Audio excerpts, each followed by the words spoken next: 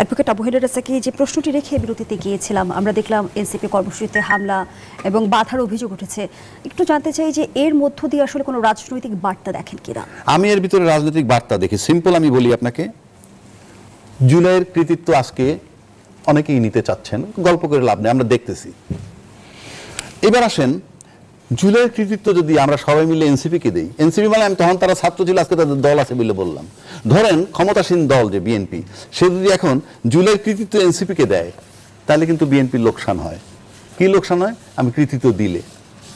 কিন্তু আপনি যদি জুলাইয়ের কৃতিত্ব তাদেরকে না দেন, তাহলে আপনার লোকসান কিন্তু ডাবল। বিকজ আমরা তো টোটাল অ্যাক্টিভিটিসটা জানি, আপনাদের বার্তাগুলো জানি, নিউজগুলো জানি, আপনার দায়িত্বশীল নেতারা কি বলছিলেন তখন আমরা জানি, পত্রিকায় আসবে। সুতরাং কৃতিত্ব যদি এনসিপিরে দেয় তাহলে তাদের লোকসান হয়, আর যদি না দিয়ে নিজেরা নিতে চায় তাহলে তাদের ডাবল লোকসান হয়। Because the whole world is open, আজকে সবকিছু ওপেন। আপনি পত্রিকায় কি লিখবেন না লিখবেন ইম্যাটেরিয়াল, চারিদিকে সোশ্যাল মিডিয়া, ডিজিটাল যুগ। এইবার আসেন, পিটাইলে কি হয়? পিটাইলে কি হয় সেটাই আসেন। পিটাইলেও কিন্তু এনসিপির লাভ হয়। কেন জানেন? এনসিপি আলোচনায় থাকে, এনসিপি পিটাচ্ছে, কেউ বলতেছে বেয়াদব, কেউ বলতেছে ভাষা ঠিক নাই, ইত্যাদি ইত্যাদি। বিগত 16 বছর আওয়ামী লীগ কিন্তু বিএনপিকে টর্চার করেই মাঠে জিয়াইয়া রাখছে। যদি কোনো শব্দ ব্যয় না করতো, বিএনপিকে জিয়াইয়া রাখতে পারতো না। তাহলে এনসিপি নেতাকর্মীরা কেউ কেউ কি আসলে আলোচনায় থাকতেই উস্কানিমূলক বক্তব্য দিচ্ছে? উস্কানিমূলক বক্তব্যের বিষয়, সে তো রাজনৈতিক বক্তব্য দিচ্ছে। যদি এটা আপনার কাছে উস্কানিমূলক হয়, এটা যদি কোনো আইনের ব্যত্যয় ঘটায়, কোনো আইন বিরোধী বইলে থাকে, go for action in accordance with law, there is law. আপনার আমি গালি দিব, এতে যদি আপনার মানানি হয়, কিংবা আপনার সাথে সম্পর্কে বাজে কথা বলবো, এটা যে আইনের ব্যত্যয় ঘটে, আইন আছে না? অফকোর্স আইন আছে। আপনি আইনে আনতে পারেন কিনা সেটা দেখেন।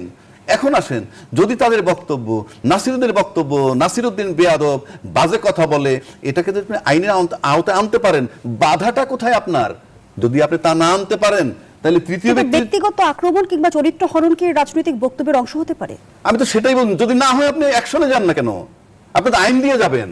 Try to understand my point. আমি তার সাফাই গাচ্ছি না। এটা যদি সে না দিতে পারে, আইনে যদি বার থাকে, তাহলে আপনি তাহলে আইনে অ্যাকশন নেন। 1, 2, তারপরে যখন তার উপরে হামলা হয়, তখন আপনি দায়িত্বশীল দলের লোকেরা যদি বলে এই হামলা আমরা করি নাই, সাধারণ লোকে করছে, তো সাধারণ লোকে যদি করে, এটা বেআইনি কিনা? আর সাধারণ লোকে যদি করে, আপনারা বক্তব্য দেন না কেন, এটা নিন্দা করেন না কেন? সে কারণে বললাম, আপনি যদি তাদেরকে পিটান মাঠে, তাতেও কিন্তু দেশ জাতির কাছে তারা পরিচিত হচ্ছে, আছে মাঠে। 1, 2, যদি না পিটান, কাজে ওই যে পিটান যে, তাতেও তাদের লাভ হচ্ছে। আর যদি না পিটান, তাহলে কমফোর্টেবলি তারা সারা দেশে ঘুরবে আর জনমত তৈরি করবে। কেন জনমত তাদের পক্ষে কেন থাকবে সেটাও বলি। আপনারা প্রতিশ্রুতি দিছিলেন গণভোটের আলোকে জুলাই সনদ বাস্তবায়ন করবেন, কিন্তু আপনারা করছেন না।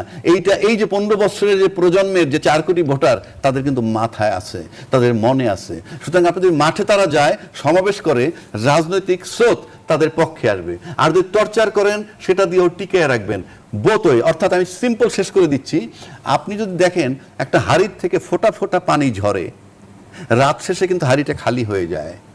আপনি এই এনসিপির জন্য মাঠে যেটা করা হচ্ছে, তাতে যদি ক্ষমতাসীন দল বা XYZ তাদের ফোঁটা ফোঁটা পানি ঝরে যায়, হাড়ি খালি হয়ে যেতে পারে।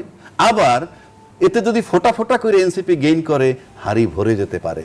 সুতরাং আপনাকে চিন্তা করতে হবে আপনি কি করবেন। গণতন্ত্রকে গণতন্ত্র দিয়ে মোকাবেলা করতে হয়, গণতন্ত্রকে মারামারি করে মোকাবেলা করতে হয়। জনাব আজিজ, হামলার শিকার হওয়ার পর নাসিরুদ্দিন পাটোয়ারি বলেছেন, শেখ হাসিনা আমাকে রিমান্ডে নিয়েছিল, তাকে দেশ থেকে তাড়িয়েছি। তারেক রহমান, আপনিও বড় ভুল করেছেন, এজন্য আপনাকে কাফারা দিতে হবে, এমন কাফারা যা আপনি কল্পনাও করতে পারবেন না। আপনি আমার ব্যক্তিগত রক্ত ছড়িয়েছেন, আমি এটাকে ব্যক্তিগতভাবে নিয়েছি। এই যে এনসিপি নেতাকর্মীদের বক্তব্য কিংবা বিবৃতি, সেটা কি আসলে কতটুকু রাজনৈতিক, কতটুকু উস্কানিমূলক? হ্যাঁ, প্রথমে এই প্রশ্নেরই বলি। ধরেন এখন তাকে গ্রেপ্তার করা হলো, তারপরে তখন রাজ্জাকের ভাইয়ের মতো মানুষ করে বিচার করল না কেন? বিচার তো নাই। এখন তো আইনের শাসন, সুশাসন তো তৈরি হয় নাই। যদি আইনের শাসন তৈরি হয়ে থাকে, তাহলে জুলাই সনদের উপরে তো রায় দিয়েছে সুপ্রিম কোর্ট, সেটা কেন মানেন না? সেটা মানেন না কেন? আমার কথা হলে একটা মানবেন আর একটা মানবেন না, তা তো হবে না। এই নাসিরুদ্দিন পাটোয়ারি, হাসনাত, সাজিদ, এদেরকে রাজনীতির থেকে এলিমিনেট করা উচিত। এলিমিনেট করা, কারণ এরা দুর্বৃত্ত, এরা কোনো রাজনৈতিক ভাষা জানে না। এরা কোনোভাবেই, আপনি বলেন তো দেখি, তারেক রহমানের ব্যক্তিগত, তার মেয়ে নিয়ে, তার ওয়াইফ নিয়ে ব্যক্তিগত কথা বলে, তাদের জন্ম নিয়ে কথা বলে, আপনি বলেন আর্মির সেনা প্রধান তার দাড়ি রাখছে, বুড়া বয়সে দাড়ি ধরে ভীমমূর্তি ধরছে, এটা কি? সেনানিবাস উড়াই দিতে চায়, এগুলো কি? এখন তো রাজ্জাক ভাই ঠিকই কইছে, এখন সেনাবাহিনীর তো উচিত একে ধরে নিয়ে পাঙ্গা মারা।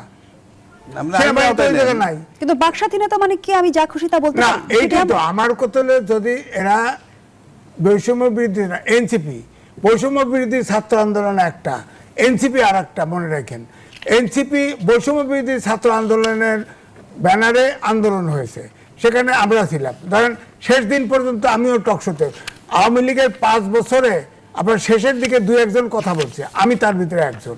আমি তো এই আন্দোলনকে সমর্থন করছি। আমি হয়তো আর একজন ফিল্ডে যা যুদ্ধ করছে, আমি টকশো করে ওপিনিয়ন তৈরি করছি। তো আমার কথা হচ্ছে, সেটা তো একটা জনযুদ্ধের মতোই ছিল। সেখানে নারী, পুরুষ, শিশু সব মারা গেছে, সব মারা গেছে।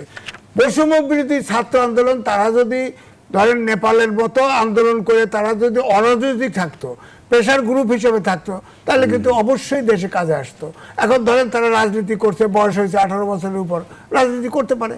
কিন্তু আপনার কথা বলতে, আমার কাছে ভিডিও ধরা আছে কতজনের টাকা হয়েছে, টাকা পয়সা, যারা প্রত্যেকটা ইউনিট এই জাতিকে, তরুণদেরকে ধ্বংস করে দিয়েছে, প্রত্যেকটা মিনিস্ট্রিতে বসায় দিয়েছে, প্রত্যেকটা সংস্কার কমিশনে বসায় দিয়েছে, এখান থেকে টাকা পয়সা কামাইছে।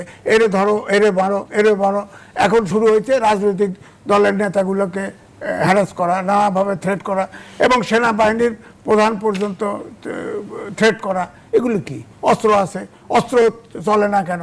24-এর নাকি অস্ত্র লুট করা, তাকে ধরে না কেন? পাটোয়ারিকে ধরা উচিত। এই অস্ত্র 24-এর অস্ত্র গেছে কোথায় সে যে বলছে, তাকে ধরে গ্রেপ্তার করে না কেন? এটা তো ফৌজদারি অপরাধ, সে বলছে। তারপরে সে জীবনে দেখে দিবে, আবার 5 বছর সময় দিছে। আরে 5 বছর তাই সরকার 5 বছর আছে। অসংখ্য ধন্যবাদ জানাচ্ছি ধন্যবাদ জানাচ্ছি ডক্টর নাসিরউদ্দিন আহমদ। যেমনটি এনসিপির আহ্বায়ক নাহিদ ইসলাম বললেন, দেশের বিদ্যমান রাজনৈতিক ও অর্থনৈতিক সংকট মোকাবেলায় জাতীয় ঐক্যের বিকল্প নেই। এই মুহূর্তের রাজনৈতিক বাস্তবতায় জাতীয় ঐক্যে মূল বাধা আসলে কি? মূল বাধা আমি যেটা মনে করি সেটা হচ্ছে যে আমার স্বার্থ আমি কতটুকু বিসর্জন দিব জাতির স্বার্থে, এইখানে হলো কথা। যে আমি সবার আগে কি আমার দেশকে আর সত্যি আমি চাই, সবার আগে কি আসলে সত্যি একটা সুন্দর বিচার ব্যবস্থা চাই, একটা সুন্দর দুর্নীতি দমন কমিশন চাই, সুন্দর একটা যেটা বাংলাদেশ কর্ম কমিশন যেটা আছে সেটা চাই। এই ভাবনাগুলোকেই আমি যদি এই প্রশ্নগুলো সামনে নিয়ে আসি, তাহলে দেখা যাবে যেটা সবচেয়ে বড় বাধা হলো এইটাই, স্বার্থের দ্বন্দ্ব। আমি সবার আগে আমার নিজের স্বার্থ যদি দেখি, আমি যদি তারপরে আমার দলের স্বার্থ দেখি, তারপর ওই দুইটা স্বার্থ উদ্ধার হওয়ার পরে যদি কিছু বাকি থাকে, তাহলে আমি দেশের কথা বলবো, দেশের মানুষের কথা বলবো।